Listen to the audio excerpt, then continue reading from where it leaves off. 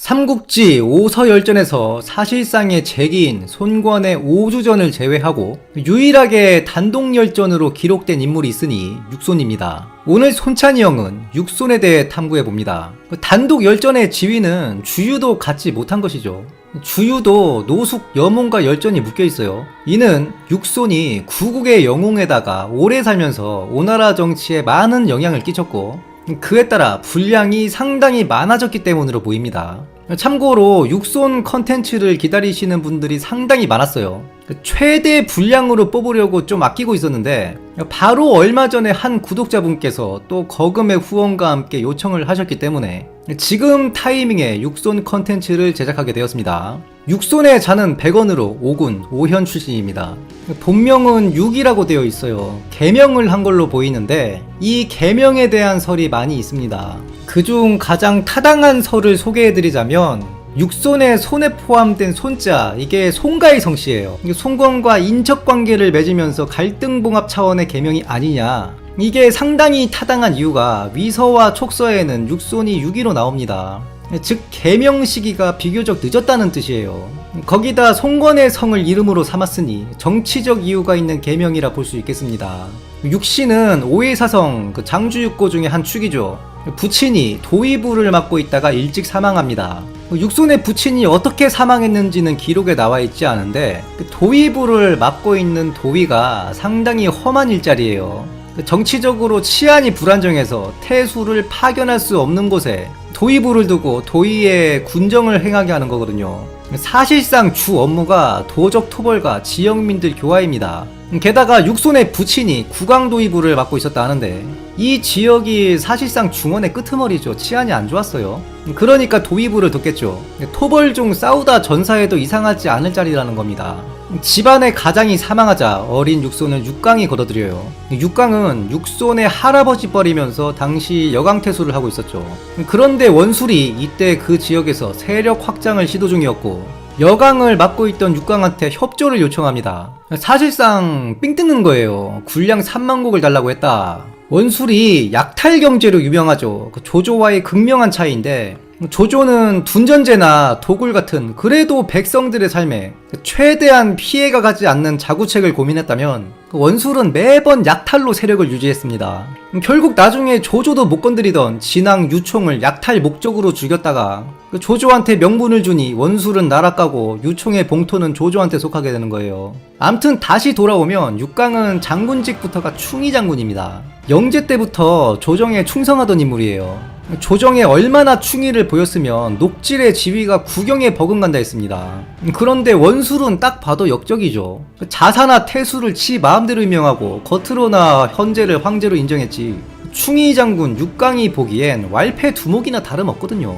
그리고 육강은 조정이 임명한 정식 여강태수였죠. 그런데 원술 같은 놈이 서주를 치는데 국고나 다름없는 물자를 내어서 협조하라 하니 육강은 바로 성문을 닫고 교류를 끊는 겁니다. 당시 손책이 원술 휘하에 있었죠. 원술이 손책한테 명해서 여강을 토벌하게 합니다.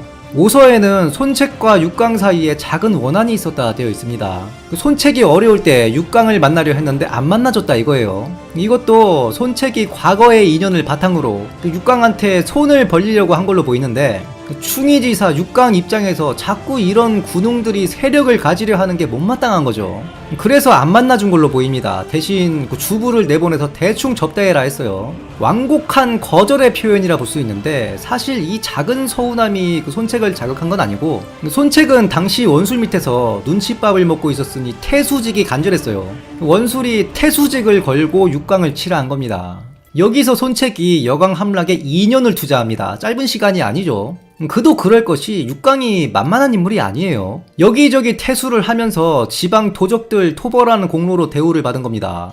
그래서 원술이 보낸 손책의 군대를 상대로 2년을 버팁니다.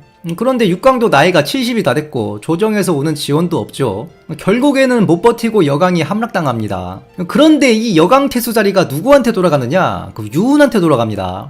손책 입장에서는 2년짜리 프로젝트 다 해놨더니 유훈이 날름한 거예요. 그리고 그것은 손책을 아껴서 곁에 두고자 하면서도 손책을 믿지 못한 원술의 생각이었죠. 이때부터 손책이 원술을 불신하면서 독립을 도모한 걸로 보입니다. 여러 일화를 봤을 때 원술은 진심으로 손책을 아꼈던 것 같아요. 손책 같은 아들이 있었으면 좋겠다 한 것부터 해서 손책이 원술 자신의 군영에 들이닥쳐서 숨어있던 부하를 조졌을 때도 이건 경우에 따라 모반죄로 다스릴 수도 있거든요. 그런데 손책 편을 들어주니 주변 장수들이 놀라서 손책을 두려워하게 됐다 하죠. 그리고 칭제를 할 때 손책이 원술을 손절하는데 그 손책의 편지를 받고 진심으로 마음의 상처를 받았던 걸로 보여요. 손책만큼은 자기 편을 들어줄 거라 생각했던 겁니다. 암튼 육강이 손책한테 패하는 과정에서 식솔들을 고향으로 대피시키죠. 어린 육적과 육손이 이때 오군으로 도망갑니다. 이때 가솔들 중에 태반이 피난 중에 죽었다 되어 있어요. 육적이 다리 쪽에 지병이 있다 되어 있는데 이때 뭔가 잘못됐을 수도 있겠죠. 그리고 육강은 결국 손책한테 털리고 사망합니다. 다만 손책이 육강의 목을 베거나 하진 않았어요. 성을 잃고 근심 속에 얼마 안 있다 병사했다 되어 있습니다. 나이도 많았고. 암튼 이렇게 손가와 육가 사이에 원한이 생깁니다. 그렇다고 육시 집안이 몰락한 건 아니죠. 그 고향으로 가문의 적자 육적을 빼돌렸거든요. 손책이 강동을 평정하면서 이 대성 호족들의 지지가 절실했습니다.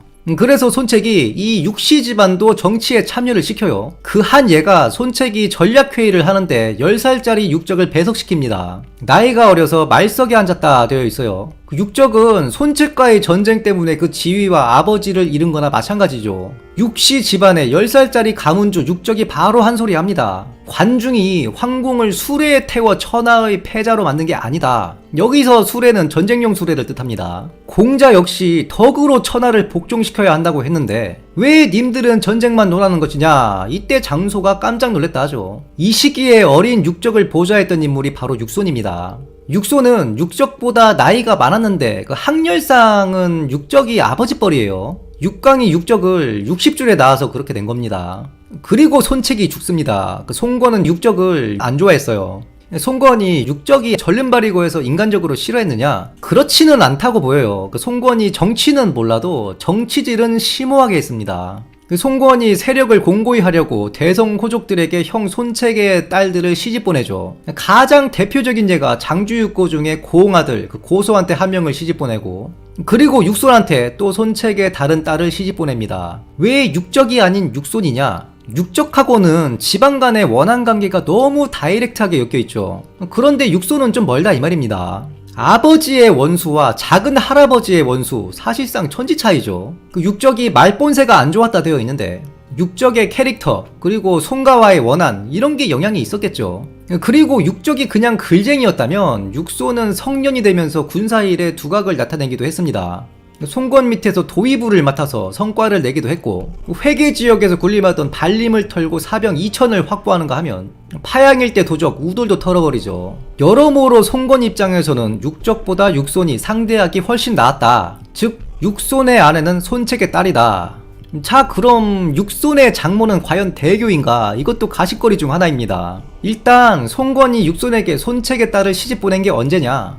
첫째로 손책의 두 딸의 홍기를 생각하면 210년 이후여야 됩니다. 그리고 육적을 내친 이후여야겠죠. 육적은 송건이 교주를 접수했을 때 울림으로 갑니다. 그러면 송건이 교주를 언제 접수하느냐? 뭐 사실상 송건의 직접 통치는 아니었지만 일단 사섭이 송건을 딱으로 모시는 게 210년이에요. 교주자사로 보즐이 임명돼서 가죠. 이때로 보면 됩니다. 우돌 토벌이 216년으로 나오는데 서사상 육손의 결혼은 이 직후로 나와요. 이러면 또 의아한 게 있는데 이 경우 육손의 홍기가 한참 지납니다. 216년 이후라면 육손이 40 가까이 돼서 정시를 들였다는 겁니다. 그래서 이걸 추측으로 재구성해보자면 육손이 상처를 한 게 아닌가. 그 아내가 일찍 죽어 송건이 손책의 딸과 맺어주었다. 일단 육항은 육손이 40 넘은 나이에 봐요. 그래서 육항은 손씨의 피가 흐르는 게 확실한데 육항의 형 유견이 있습니다. 이 유견이 누구 소생이냐에 따라 육손이 전처가 있었냐 여부가 확인이 되는데 유견이 어려서 요절합니다. 그래서 기록이 없어요.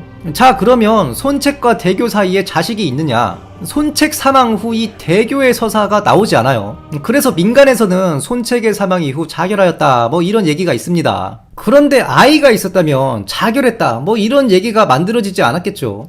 아이를 남기고 자결할 리는 없었으니까요. 그리고 둘 간에 딸이 있었더라도 육손의 처가 대교의 딸일 가능성은 적어요. 기록에는 손책과 주유가 이교를 취한 게 건한 3년, 즉 199년으로 나옵니다. 손책이 죽기 1년 전인데 사실상 약탈원이에요. 예전에 주유편에서 얘기한 적이 있는데 소교도 주유의 첩일 가능성이 높다 그랬죠. 대교도 마찬가지입니다. 주유전에 뭐라 나오냐면 책, 잔압대교, 윤압, 소교. 책이 스스로 대교를 드리고 유는 소교를 드렸다. 일반적으로 정실과의 혼인에 드릴 납자를 안 씁니다. 더욱이 손책은 아들 1명과 딸 2을 남겼습니다. 이건 최소예요. 그중 2딸이 고씨와 육씨 집안에 시집을 가고 아들 손소는 손책 사망 당시 너무 어려서 송건이 후사를 이었다. 대교가 손책이 드린 첫 정실이라면 손책과 대교의 혼인 생활이 1년 남짓인데 3명의 아이를 남길 수 있었겠느냐? 말이 안 되는 것입니다. 즉 대교는 손책의 첩으로 보이고 설령 딸이 있다 하더라도 대성호족 육손을 포섭하는데 첩의 자식을 맺어주지 않겠죠. 그래서 육손의 처가 대교의 딸일 가능성은 적다. 그러면 육손은 적벽대전 때 뭐 했느냐? 당시 나이가 20대 중반이었죠. 한창 서조속관, 둔전도위 이런 거 하고 있을 때입니다. 육손이 본격적으로 활약하게 되는 게 노숙 사망 이후예요. 노숙이 사망하고 나란 일을 여몽과 육손에게 자주 물어보기 시작했다 보이죠. 송건이 육손을 조카 사위로 들인 시기와 거의 일치한다고 보시면 되겠습니다. 이때 육손이 송건에게 부국강병책을 제시하는데 지금 각지에서 영웅들이 들고 일어나 서로 싸우고 있다. 시랑, 즉 승냥이와 이리 같은 적들은 그 시기를 엿보고 있다. 우리는 대병이 필요하다. 대병을 어떻게 모으느냐? 인간 사냥을 해야 된다. 그리고 그들을 잡아서 정예병을 육성해야 된다. 단양일 때 산원조 조지자는 뜻이에요. 나중에 제갈각이 단양 털어서 4만 명을 징발하자 한 거랑 비슷한 대책인 겁니다. 송건이 옳거니 하면서 그를 장하우부독에 임명하고 출진을 명했다. 여기서 장은 대장의 막부를 뜻합니다. 즉 송건의 직속부대 지휘권을 딴 것이고 그만큼 육손은 신임받았다. 그런데 병사를 많이 주진 않았다 되어 있습니다. 당시 비잔이 조조와 내통한 후 단양에서 산월족을 끌고 거병했다. 비잔의 병력에 비해 육손의 병력은 적어 열세에 있었는데 육손이 허장성세를 부립니다. 병력이 많은 것처럼 보이게 하기 위해 깃발을 많이 꼽아놨다. 이걸 본 산월족들은 대병이 온 것처럼 착각하는 거죠.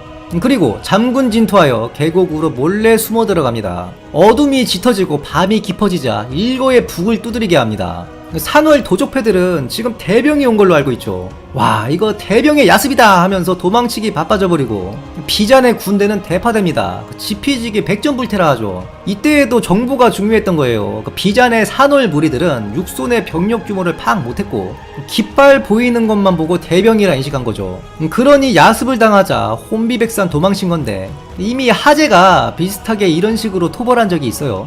적들이 포진한 산골짜기에 야음을 틈타서 들키지 않도록 소규모 즉 100명을 산을 타게 합니다. 얘들이 적 진영에 가서 북을 치고 피리를 불면서 함성을 지르니까 그 대군이 올라왔다 착각하게 되는 거죠. 그래서 산 입구를 지키던 초소병들도 싹 다 본진으로 지원을 갑니다. 이때 하재의 본대가 산을 그냥 다 타고 올라가서 싹 쓸어버리는 거죠. 그리고 하재와 육손이 같이 작전을 한 적이 있습니다. 시기상으로 비잔 토벌 그 직전으로 보이는데 그 비잔뿐만 아니라 우돌도 조조와 내통해서 거병을 하거든요. 이걸 하재랑 같이 작전을 해서 평정을 했죠. 하재가 산월 전문 인간 사냥꾼이었으니까 그 전술적인 조언을 받았을 수도 있겠습니다. 단양의 비잔을 평정한 육손은 산월 무리들을 사로잡게 되죠. 싸움 좀 잘하는 애들은 병사로 차출하고 노약자들은 도시로 강제 이주시킵니다. 납세 의무자로 만들어버리는 거죠. 이때 확보한 병사와 납세 의무자들이 수만에 달했다. 그렇다고 단양의 산적패들이 뿌리 뽑힌 건 아닙니다. 결국 먹고 살기 힘들고 세금을 낼 수 없어서 산으로 도망가는 무리들이 계속 생겨요. 그래서 나중에 제갈각도 또 단양 가서 수만을 털어오는 겁니다. 암튼 이때 육손은 단양, 파양, 회계 총 3개군을 관할하게 되었다. 참고로 단양에서 떨어져 나온 옆 동네 신도가 바로 하재 관할지였어요. 이때 회계태수 순우식이 송건한테 육손을 꼰지릅니다. 육손이 백성들을 자꾸 징발하니 이곳 근심이 말이 아니다. 그런데 육손은 반대로 순우식을 지켜 세우죠. 그러니 송건이 야 순우식이는 너를 고발했는데 왜 좋게 말해주냐. 그러니 육손이 순우식 그 양반은 백성들의 삶을 중요시하는 사람이다. 그 뜻이 안 맞아서 나를 고발한 것인데 내가 그를 같이 맞서서 정치적으로 싸우면 님의 판단력을 흐리게 하는 거 아니냐. 이런 풍조를 키워서는 안 된다. 이러니 송건이 감탄하면서 야 그 마땅히 그래야지. 이건 보통 사람들이 할 수 있는 게 아니다. 사실 순우식은 육손이 말한 대로 백성들을 아끼는 좋은 태수였던 걸로 보여요. 그런데 육손의 정책은 부국강병 성군 정치였죠. 자꾸 백성들을 징발하고 그러니까 태수 입장에서 이건 아니다 해서 고발한 겁니다. 즉 정치적으로 추구하는 바가 달랐던 거예요. 이런 부분을 육손이 너그럽게 품어줬다 보이는 일화 되겠습니다. 그리고 운명의 219년이 다가옵니다. 바로 육손이 여몽과 함께 관우를 털어버리는 건데 이 뒷부분은 다음 편에서 계속하도록 하겠습니다. 감사합니다.